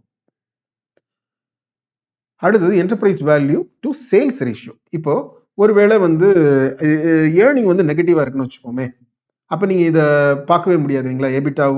எபிட்டோ உங்களுக்கு நெகட்டிவாக இருக்குன்னா இந்த ரேஷியோவை நீங்கள் ஒர்க் பண்ண முடியாது. ஈவன் பி ரேஷியோக்கும் அதுதான். ஏர்னிங் பர் ஷேர் நெகட்டிவாக இருந்ததுன்னா பி ரேஷியோ உங்களால் ஒர்க் அவுட் பண்ண முடியாது. ஸோ அந்த மாதிரியான சூழல்களில் நீங்கள் சேல்ஸோட விகிதமாக நீங்கள் பார்க்க முடியும். ஒருவேளை இப்போ தற்காலிகமாக இந்த நிறுவனம் வந்து லாபத்தில் இல்லை, ஆனால் எதிர்காலத்தில் லாபத்தில் போயிடும் அப்படின்னாக்க நீங்கள் வந்து இந்த சேல்ஸோட மல்டிபிளாக பார்க்க முடியும். ஏன்னா ஒரு பிரேக் ஈவன் ஒரு பிஸ்னஸ் வந்து முதல்ல வந்து நட்டத்தில் இருந்து தான் பிரேக் ஈவனை ரீச் பண்ணும். அதுக்கப்புறம் தான் அது லாபத்தை வளர்க்க முடியும். ஸோ அந்த ஸ்டேஜில் இருக்கக்கூடிய கம்பெனிஸை நீங்கள் சேல்ஸோட ரேஷியோவாகவும் பார்க்கலாம். ஸோ அப்போ என்டர்பிரைஸ் வேல்யூ டு சேல்ஸ் அப்படிங்கிறது ஒரு பயனுள்ள ஒரு ரேஷியோவாக இருக்க முடியும். சரி, இப்போ நம்ம பிஸ்னஸோட வேல்யூ ரெண்டு ஆஸ்பெக்ட்லேருந்து வருதுன்னு பார்த்தோம். ஒன்று வந்து ஏர்னிங்ஸ், இன்னொன்று அசெட். ஸோ அப்போ ஏர்னிங் பேஸ்டு ரேஷியோஸ் சிலது ரிலேட்டிவ் வேல்யூவேஷன் மெஷர்ஸை பார்த்துட்டோம். இப்போ அசெட் பேஸ்டான வேல்யூவேஷன் மெட்ரிக்கை பார்ப்போம். ஸோ இப்போ இதில் பார்த்தீங்கன்னா நம்ம ஏற்கனவே நம்ம வந்து ரிட்டர்ன் ரேஷியோஸ் அப்படிங்கிறத பார்த்தோம், ROE அண்ட் ROCE. இதை நம்ம விரிவாக பார்த்துருக்கோம். இதில் நல்லா பார்த்தீங்கன்னா இதில் ஒரு முக்கியமான ஒரு காம்பனெண்ட்டு ROE அப்படின்னாக்க இதில் கீழே மேலே இருக்கக்கூடிய நெட் ப்ராஃபிட், கீழே இருக்கக்கூடிய டினாமினேட்டரில் வரக்கூடியது நெட்வொர்த். நெட்வொர்த்துங்கிறது எக்விட்டி கேபிட்டல் இல்லைங்களா? So equity capital. அதே மாதிரி ROCEயில் என்ன இருக்குது, டோட்டல் கேபிட்டல் வரப்போகுது. டெட்டு நெட்வொர்த் ரெண்டு சேர்ந்து அது டினாமினேட்டரில் வரப்போகுது. நல்லா பார்த்தீங்கன்னா ஒரு பேலன்ஸ் ஷீட் ஃபார்முலாவை பாருங்களேன். இது ரெண்டு சேர்ந்து தான் அசெட் உருவாகுது. டெட்டும் நெட்வொர்த்தும் சேர்த்துட்டா அதுதான் அந்த பக்கம் பேலன்ஸ் ஷீட்டில் எதிர்பக்கம் இருக்கக்கூடிய அசெட். ஸோ எக்விட்டி கேபிட்டல் அசெட்டினுடைய ஒரு பகுதி அப்படின்னு சொல்லலாம். ஸோ அப்போ இந்த ரேஷியோ ஒரு இன்டைரக்டாக அசெட்டுக்கும் அது கொடுக்கக்கூடிய ரிட்டர்னுக்குமான ஒரு ரிலேஷன்ஷிப்பை சொல்லுது. அப்போ இதுவும் வந்து ஒரு இன்டைரக்டாக அசெட் பேஸ்டு ஒரு வேல்யூவேஷனை மெஷர் பண்ணுறதுக்கான சில வழிகளாக இருக்க முடியும். சரி, இன்னொன்று price to book value ratio. So price to book வேல்யூக்கான ஃபார்முலா அப்படின்னா market capitalisation divided by balance sheet value of equity. So இல்லை ஒரு ஷேருக்கு அப்படின்னு பார்த்தோம் அப்படின்னாக்கா price per share divided by book value per share. So ரெண்டு ஒரே ரேஷியோ தான் உங்களுக்கு கொடுக்க போகுது. ரெண்டு விதமாகவும் நீங்கள் கால்குலேட் பண்ணலாம். ஸோ இதனுடைய அர்த்தம் என்ன? புக் வேல்யூங்கிறது நத்திங் பட் நெட்வொர்த். ஸோ அந்த கம்பெனியில் இருக்கக்கூடிய value of equity as per the balance sheet, கணக்கு புத்தகத்தில் இருக்கக்கூடிய மதிப்பு இல்லைங்களா? ஸோ அதுதான் புக் வேல்யூ அப்படிங்கிறது. அப்போ இந்த ரேஷியோ நமக்கு என்ன ஒரு இதை கொடுக்கும்னா, இந்த அசெட்ஸ், இந்த கம்பெனியில் இருக்கக்கூடிய அசெட்ஸை வாங்குறதுக்கு நான் எவ்வளவு ஒரு ரூபாய் அளவிலான சொத்தை வாங்குறதுக்கு நான் எத்தனை மடங்கு பணம் சந்தைக்கு செலுத்துறேன் அப்படிங்கிற ஒரு மெஷராக இருக்க முடியும். ஸோ அஃப்கோர்ஸ் இது எவ்வளவு குறைவாக இருக்கும் அந்தளவுக்கு நல்லது அப்படிங்கிறது தான். இப்போ இதில் ஒரே ஒரு சின்ன நுட்பமான ஒரு வேறுபாட்டை நம்ம பார்த்துக்கணும். அசெட்ஸ் வந்து கணக்கு புத்தகத்தில் இருக்கக்கூடிய மதிப்புங்கிறது உண்மையான மதிப்பாக இருக்கணுங்கிற தேவையில்லை. ஸோ ஒன்று, சில அப்ரிஷியேட்டிங் அசெட்ஸ் அவங்க ரீவேல்யூ பண்ணாமல் இருக்கலாம், அது ஒன்று. இன்னொன்று, எந்த ஒரு அசெட்டுமே ஒரு டிஸ்ட்ரெஸ் சுச்சுவேஷனில் இந்த கம்பெனியை வைண்ட் அப் பண்ணுறாங்கிற ஒரு சூழலில் அதை சந்தையில் நீங்கள் விற்கும் போது கணக்கு புத்தகத்தில் இருக்கக்கூடிய விலையை ரியலைஸ் பண்ண முடியும் அப்படின்லாம் சொல்ல முடியாது. ஸோ ஒரு ஃபேக்ட்ரி பில்டிங் இருக்கு, அது வந்து அவங்க கட்டுறதுக்கு இவ்வளோ ஆச்சு அப்படிங்கிற கணக்கை அவங்க போட்டு வச்சிருப்பாங்க. அதில் தேய்மானத்தை மட்டும் கழிச்சுட்டு அதை பேலன்ஸ் ஷீட்டில் வச்சிருப்பாங்க. இன்னைக்கு அதை வந்து போய் நம்ம விற்க போகிறோம் அப்படின்னாக்க கம்பெனியை மூடுறோம், கடன்காரங்களுக்குலாம் பணம் கொடுக்கணும், பங்குதாரருக்கெல்லாம் பணத்தை திருப்பி கொடுக்கணும் அப்படிங்கிறதுக்காக அதை விற்கிறாங்க அப்படின்னா அந்த விலைக்கு விற்க முடியும் அப்படிங்கிறது உறுதி இல்லை. ஸோ அதனால வந்து இந்த புக் வேல்யூ அப்படிங்கிறத வந்து நம்ம எல்லா நிறுவனங்களுக்கும் எடுத்துக்க முடியாது. ஆனால் ஃபினான்ஷியல் கம்பெனிஸுக்கு இது ரொம்ப சரியா இருக்க முடியும். ஏன்னா ஃபினான்ஷியல் கம்பெனிஸோட அசட்ஸ் எல்லாமே ஃபினான்ஷியல் அசட்ஸ் தானே, அதுவும் பணமும் பணம் சார்ந்த இது தானே. அப்போ அப்படிங்கும்போது அது வந்து சரியான, அதாவது புக் வேல்யூக்கும் ரியல் வேல்யூக்கும் real fair value market fair வேல்யூக்கும் பெரிய வித்தியாசம் இருக்காது. அதனால ஃபினான்ஷியல் கம்பெனிஸ்க்கு இந்த பிரைஸ் டு புக் வேல்யூ அப்படிங்கிற ஒரு விஷயத்த நம்ம பயன்படுத்தலாம். ஸோ ஒரு எக்ஸாம்பிளும் கொடுத்துருக்குறாங்க. அடுத்து இன்னொன்று ஏற்கனவே பார்த்தோம் நம்ம இந்த என்டர்பிரைஸ் வேல்யூ அப்படிங்கிறது. இந்த என்டர்பிரைஸ் வேல்யூ அப்படிங்கிறத கேபிட்டல் எம்ப்ளாய்டு ரேஷியோடையும் பொருத்தி பார்க்க முடியும், ரெண்டையும் சேர்த்து வச்சு பார்க்க முடியும். அதாவது return on capital employed, return on capital employed என்ன பர்சன்டேஜ் வருது அப்படின்னு பார்த்துட்டு enterprise value to capital employed ratio இது ரெண்டையும் நம்ம வச்சு பார்த்தோம் அப்படின்னாக்க உண்மையான மதிப்பு எவ்வளவு வருது, அதாவது அவர் முதலீடு பண்ணக்கூடியவருக்கு எவ்வளவு கிடைக்குது திரும்பி அப்படின்னா. இந்த ஒரு எக்ஸாம்பிள் கொடுத்துருக்காங்க பாருங்க. இந்த ஒரு எக்ஸாம்பிள்ல இவங்க கொடுத்துருக்கிறதுல வந்து 1 லட்சம் ரூபாய் எக்விட்டி இருக்கு, 1 லட்சம் ரூபாய் கடன் இருக்கு, ரெண்டும் சேர்ந்து தான் அந்த நிறுவனத்தினுடைய முதலீடு. ஸோ இப்போ கேபிட்டல் எம்ப்ளாய்டு 2 லட்சம் ரூபாய், ரைட்டுங்களா. என்டர்பிரைஸ் வேல்யூ வந்து 6 லட்சம் ரூபான்னு வச்சுப்போம். எப்படி வருது அந்த 6 லட்சம் ரூபாய்? 5 லட்சம் ரூபாய் வந்து மார்க்கெட் கேபிட்டலைசேஷன், அப்புறம் இதுல இருக்கக்கூடிய கடனையும் சேர்க்கணும் இல்லைங்களா, அதுல மார்க்கெட் கேபிட்டலைசேஷன் கடனையும் சேர்க்கணும் என்டர்பிரைஸ் வேல்யூனா அது 6 லட்சம் ரூபாய் வருது, ரைட்டுங்களா. So EV to capital employed ratio அப்போ என்ன இருக்கு? 3ன்னு வருது, ரைட்டுங்களா. சரி, அப்போ இந்த ரிட்டர்ன் ஆன் கேபிட்டல் எம்ப்ளாய்டு வந்து 45% அப்படின்னு வச்சு. ரிட்டர்ன் ஆன் கேபிட்டல் எம்ப்ளாய்டு 45% அப்படின்னா அது நீங்க முதலீடு பண்ணிருக்கக்கூடிய மொத்த பணமான 2 லட்சம் ரூபாய்க்கு 45%, ரைட்டுங்களா. அதுதான் வந்து ரிட்டர்ன் ஆன் கேபிட்டல் எம்ப்ளாய்டு. ஆனா இந்த என்டர்பிரைஸ் வேல்யூ எவ்வளவு? 6 லட்சம் ரூபாய். இப்போ ஒரு அக்வைரர் வந்து 6 லட்சம் ரூபாய் கொடுத்து தான் அந்த கம்பெனியை வாங்குறாரு. அப்போ 6 லட்சம் ரூபாய்க்கு அப்போ அவருக்கு என்ன ரிட்டர்ன் கிடைக்குது அப்படின்னாக்க 15% தான் கிடைக்குது. 2 லட்சம் ரூபாய்க்கு 45%னா 6 லட்சம் ரூபாய்க்கு அது 15% தானே. ஸோ அப்போ அது அவருக்கு போதுமான ரிட்டர்னா இருக்கா அப்படின்னு பார்ப்பாரு. அப்படி இல்லை அப்படின்னா இப்போ அவருக்கு வந்து 20% ரிட்டர்ன் வேணும் அப்படின்னு நினைக்கிறாருன்னு வச்சுப்போமே. அவர் வந்து இந்த மல்டிபிள் இருக்கு இல்லைங்களா, இவி பை கேபிட்டல் எம்ப்ளாய்டு இருக்கு இல்லைங்களா, அந்த மல்டிபிள் வந்து அவர் 2.25 மேல கொடுக்க முடியாது. ஸோ அப்போ ஒரு நிறுவனத்தை ஒருத்தர் அக்வயர் பண்றாரு அப்படின்னாக்கா இது ஒரு இந்த 2 ரேஷியோவையும் வச்சுக்கிட்டு பார்க்கறதுங்கிறது ஒரு நல்ல ஒரு மெஷரா இருக்க முடியும். அடுத்து வந்து நெட் அசெட் வேல்யூ அப்ரோச். இந்த நெட் அசெட் வேல்யூங்கிறது வேற ஒன்றும் இல்லை. இப்போ நம்ம ஏற்கனவே நம்ம பார்த்த நெட்வொர்த், அதாவது என்ன புக் வேல்யூ பார்த்தோம் இல்லைங்களா, நெட்வொர்த் அதுதான், அதாவது அசெட் மைனஸ் லைபிலிட்டி. ஆனா இங்க நம்ம என்ன பண்றோம்னா ஃபேர் மார்க்கெட் வேல்யூ எடுக்கிறோம், புக் வேல்யூ எடுக்கல. உண்மையில இன்னைக்கு இந்த அசெட் எல்லாம் வந்து சந்தையில போய் வித்தா எவ்வளவு எனக்கு கிடைக்கும், அதை வச்சு இந்த லயபிலிட்டி எல்லாம் அடைச்சிட்டேன்னா எனக்கு ஈக்விட்டிக்கு எவ்வளவு கிடைக்கும், அதாவது பங்குதாரருக்கு எவ்வளவு பணம் மிச்சம் இருக்கும். அதுதான் இந்த நெட் அசெட் வேல்யூல நம்ம வேல்யூவேஷன் பார்க்கக்கூடிய முறை. சரி, இது போக வேற சில மெட்ரிக்ஸ் என்னென்ன எல்லாம் இருக்க முடியும் அப்படிங்கிறத பார்ப்போம். முக்கியமான ஒன்று பிரைஸ் டு எம்பெடட் வேல்யூ. இந்த எம்பெடட் வேல்யூங்கிற கான்செப்ட் வந்து பெரும்பாலும் இன்சூரன்ஸ் இண்டஸ்ட்ரிக்கு மிக பொருத்தமானது. இப்போ அவங்களுக்கு வந்து அவங்களோட கேஷ் ஃப்ளோல எப்பவுமே வந்து ஒரு ப்ராபபிலிட்டி இருக்கும்.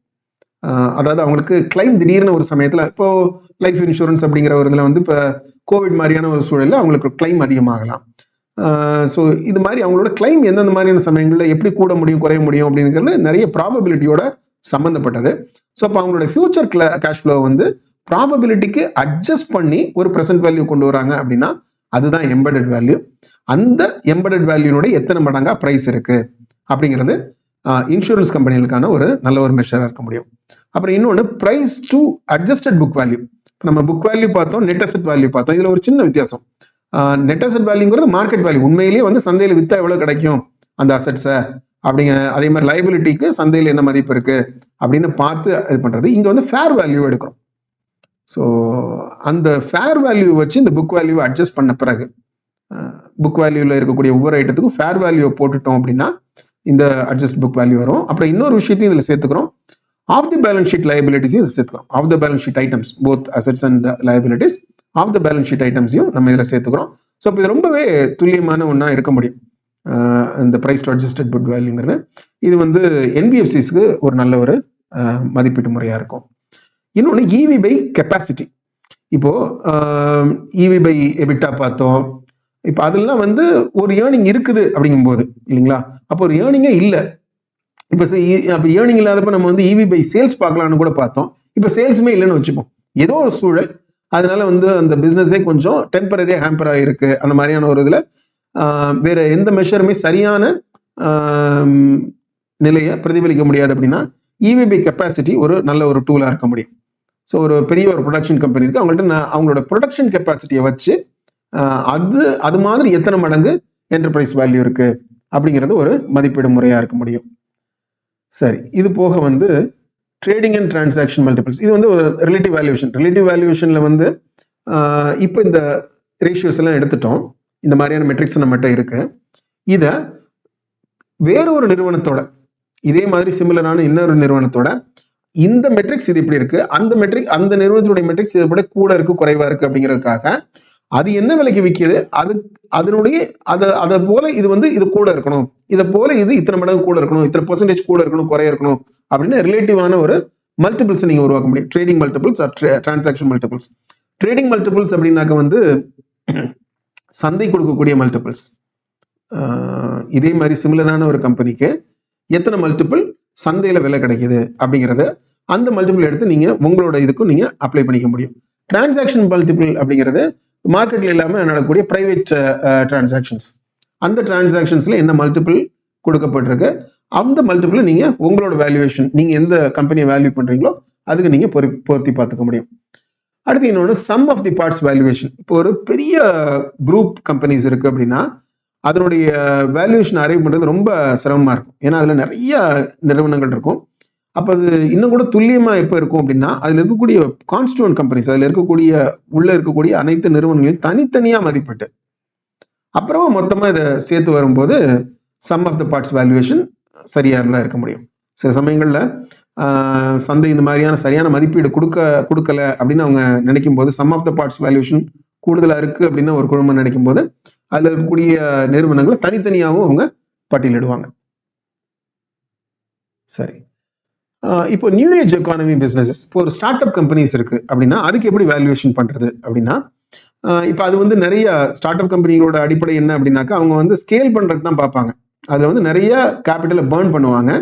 ப்ராஃபிட் வரல அப்படின்னாலும் லாஸ் மேக்கிங்கா இருந்தாலும் கூட அவங்க ஸ்கேல் பண்ணிட்டே போக பார்ப்பாங்க, நிறைய மார்க்கெட்டை கேப்சர் பண்ண பார்ப்பாங்க. ஸோ அதுக்கப்புறமா ப்ராஃபிட்டபிலிட்டிக்கு கொண்டு வந்துக்கலாம் அப்படிங்கிறது தான் அதனுடைய நோக்கம். எவ்வளவு குறுகிய காலத்துல எவ்வளவு வேகமா அந்த நிறுவனத்தை வளர்க்குறோம் அப்படிங்கிறது தான் அவங்களோட நோக்கம் இருக்கும். ஸோ அப்போ நம்ம எதை வச்சு அதை வேல்யூவேஷன் பண்றது? ஏன்னா அது வந்து லாஸ் மேக்கிங்ல இருக்கு. அப்போ எப்படி நீங்க வேல்யூவேஷன் பண்ணுவீங்க அப்படின்னா அந்தந்த நிறுவனத்தினுடைய பிசினஸை பொறுத்து இப்போ ஒரு இன்டர்நெட் பிசினஸ் அப்படின்னா எவ்வளவு வியூவர்ஷிப் இருக்கு, எத்தனை பேஜ் ரிவ்யூஸ் இருக்கு அப்படிங்கிறத பத்தி பார்க்கலாம். இல்லை எத்தனை பேர் இதை கன்சியூம் பண்றாங்க, எத்தனை யூசர்ஸ் இருக்கிறாங்க, ரெஜிஸ்டர்ட் யூசர்ஸ் எத்தனை பேர் இருக்கிறாங்க, இல்லை எவ்வளவு டிரான்சாக்ஷன்ஸ் நடந்திருக்கு, இந்த மாதிரியான விஷயங்களை வச்சு நீங்க அதை மெஷர் பண்ண முடியும். கேபிட்டல் அசெட் பிரைசிங் மாடல் நம்ம ஏற்கனவே பார்த்துட்டோம். Objectivity of valuations. ஸோ வேல்யூவேஷன்ங்கிறது கொஞ்சம் சப்ஜெக்டிவா தான் இருக்க முடியும். நீங்க எவ்வளவுதான் துல்லியமான கணக்கீடுகள் பண்ணாலும், எவ்வளவு நுட்பமா நீங்க தரவுகளை சேகரிச்சு நீங்க ப்ரொஜெக்ஷன்ஸை உருவாக்கினாலும் ஒரு அளவுக்கான ஒரு சப்ஜெக்டிவ் நேச்சர் அதுல இருக்க தான் செய்யும். ஸோ அதையும் நம்ம கணக்கில் எடுத்துக்கணும். மிக துல்லியமான மிக சரியான ஒரு வேல்யூவேஷன் அப்படிங்கிறது இருக்கவே முடியாது. அண்ட் மோர் ஓவர் இது ஒரு டைனமிக்கான ஒண்ணு. ஏன்னா பிசினஸ் வந்து வளர்ந்துகிட்டு இருக்கு, மாறிக்கிட்டு இருக்கு, புற சூழல்கள் மாறிக்கிட்டு இருக்கு. அப்படி இருக்கும்போது இது ஒரு நிலையான ஒன்றும் இல்லை, வெரி டைனமிக் சுச்சுவேஷன். ஸோ அதனால நம்ம வந்து இந்த வேல்யூவேஷன் அப்படிங்கிறத நம்ம வந்து எவ்வளவுதான் நீங்க துல்லியமா கணக்கிட்டாலும் அதுல சில எரர்ஸ் இருக்கும். அது ஒரு நம்மளோட சப்ஜெக்டிவ், நம்மளோட ஒப்பீனியன்ஸோட தாக்கமும் அதுல இருக்கும் அப்படிங்கிறதையும் நம்ம கணக்குல எடுத்துக்கணும். சரி, ஒரு பிசினஸ் வேல்யூவேஷன் பண்ணும்போது என்னென்ன விஷயங்களை முக்கியமா நம்ம கணக்குல எடுத்துக்கணும், கவனிக்கணும் அப்படிங்கிறத பார்ப்போம். பார்த்தா நம்ம இந்த வேல்யூங்கிறது ரெண்டு விதத்துல இருந்து வருது. ஒண்ணு வந்து கேஷ் ஃப்ளோல இருந்து வருது, ஏர்னிங்ஸ்ல இருந்து வருது, இல்லைன்னா அசெட்ல இருந்து வருது. இப்போ இந்த பிசினஸ்னுடைய ஏர்னிங் பவர் நல்லா இருக்கு, அந்த பிசினஸ் நிறைய சம்பாதிச்சுட்டு இருக்கு அப்படின்னா அதுக்கு வேற சில மெட்ரிக்ஸ் இருக்கு. அப்படி இல்லை அதோட ஏர்னிங்ஸ் குறைவா இருக்கு அப்படின்னா அப்ப அதுல இருக்கக்கூடிய வேல்யூ காம்பனன்ட் அசெட்ஸ் மட்டும்தான். அந்த சமயத்துல புக் வேல்யூங்கிறத கவனிக்கிறது ரொம்ப சரியான முறையா இருக்கும். ஏன்னா புக் வேல்யூ தான் நமக்கு அந்த பிசினஸோட நெட்வொர்த்தை காமிக்க போகுது. ஸோ இப்போ ஏர்னிங்ஸ் குறைவா இருக்கிற பிசினஸ்க்கு புக் வேல்யூ ரொம்ப முக்கியமானதாக ஆயிடும். அப்புறம் ஒரு ஷேர் வாங்குறோம் அப்படின்னாலுமே அந்த கம்பெனில நம்ம ஒரு பங்குதாரர் ஆகிறோம், அதுல ஒரு பார்ட் ஓனர் ஆகிறோம். அப்ப நம்ம முழு கம்பெனியும் வேல்யூ பண்ணி தான் ஆகணும். முழு கம்பெனி வேல்யூ பண்ணாதான் அதுல இந்த பகுதியினுடைய மதிப்பு என்ன அப்படிங்கிறத நம்மளால பார்க்க முடியும். அப்புறம் என்டர்பிரைஸ் வேல்யூ, இந்த என்டர்பிரைஸ் வேல்யூ அப்படிங்கிறது தான் ஒரு பிரைவேட் ஓனருக்கு அந்த நிறுவனத்துடைய சரியான மதிப்பு. ஏன்னா அந்த பிரைவேட் ஓனர் மொத்தமா வாங்குறாரு. மார்க்கெட் கேபிட்டலைசேஷன்ங்கிறது அந்த வேல்யூ ஆஃப் எக்விட்டி, அந்த பிசினஸ்ல இருக்கக்கூடிய எக்விட்டியோட வேல்யூ மட்டும்தான் பிரதிபலிக்கிறது ஒழிய மொத்த பிசினஸையும் அது ரெப்ரசென்ட் பண்ணல. ஸோ அதனால ஒரு பிரைவேட் ஓனருக்கு என்டர்பிரைஸ் வேல்யூ தான் சரியான மெட்ரிக். ஸோ ஒரு ஸ்ட்ராட்டஜிக் இன்வெஸ்டரோ இல்ல ஒரு பிசினஸ் அக்வயர் பண்றவரோ அதுதான் பார்க்கணும். சரி, அப்புறம் பி அப்படிங்கிறது ஒரு லிவரேஜ்டு கம்பெனிக்கு அது சரியானதா இருக்க வாய்ப்பு இல்லை. ஏன்னா ஏர்னிங் அதிகமா இருக்கும், அப்ப பி குறைவா காமிக்கலாம். ஆனா அந்த ஏர்னிங் அதிகப்படியான லிவரேஜ் மூலமா வந்திருந்தது அப்படின்னா அது ரிஸ்க் அப்படிங்கிறத நம்ம பார்க்கணும். ஸோ எப்போதுமே வந்து நம்ம ஒரு கன்சாலிடேட்டட் நம்பர் பார்க்கணும். அந்த நிறுவனத்துக்கு நிறைய துணை நிறுவனங்கள் இருக்குன்னா கன்சாலிடேட்டட் நம்பர்ஸை பார்க்கணும், ஸ்டாண்டர்ட் லோன் நம்பர்ஸை பார்க்கறத விட. அதே மாதிரி ஆர்ஓஇக்கு அதிக முக்கியத்துவம் கொடுக்கணும் ஏர்னிங் பெர் ஷேரை விட. ஏன்னா ஏர்னிங் பெர் ஷேர்ல வந்து ரீட்டர்ன்ட் ஏர்னிங்ஸ் வந்து அது அதுல கணக்கில் எடுத்துக்கொள்ளப்படாது. அப்புறம் அதே மாதிரி நம்ம ஏற்கனவே பார்த்தோம், ஆர்ஓஇ ஹையா இருக்குது அப்படின்னா நல்லதுதான். ஆனா லிவரேஜ்னால அது அதிகமா இருந்தது அப்படின்னா அது ஆபத்து. அப்ப நம்ம ஒரு டெட் equity ரேஷியோட சேர்த்து அதை கணக்கில் பார்த்துக்கணும். அதே ஏற்கனவே பேசின அதே கான்செப்ட் தான் ஆர்ஓஇக்கும் ஆர்ஓசிக்குமான வித்தியாசத்தை பார்த்துக்கணும். ஆர்ஓசிங்கிறது மொத்த கேபிட்டல் எம்ப்ளாய்டுக்கான ரிட்டர்ன். ஆர்ஓஇ அப்படிங்கிறது எக்விட்டி போர்ஷனுக்கு மட்டும்தான். அது வந்து அதிக லிவரேஜ் இருந்ததுன்னா அதிகமாக காமிக்கும். ஸோ அப்போ அந்த லிவரேஜையும் கணக்கில் எடுத்துட்டு நம்ம ஆர்ஓஇயை சரி பார்த்துக்கணும். ஆர்ஓஇ ஆர்ஓசியும் ஓரளவுக்கு நெருக்கமாக இருக்கணும். ரொம்ப ஹியூஜ் வேரியேஷன் இருக்கு அப்படின்னா அதை நம்ம ஏன் அப்படின்னு கொஞ்சம் ஆராய்ச்சி பார்க்கணும்.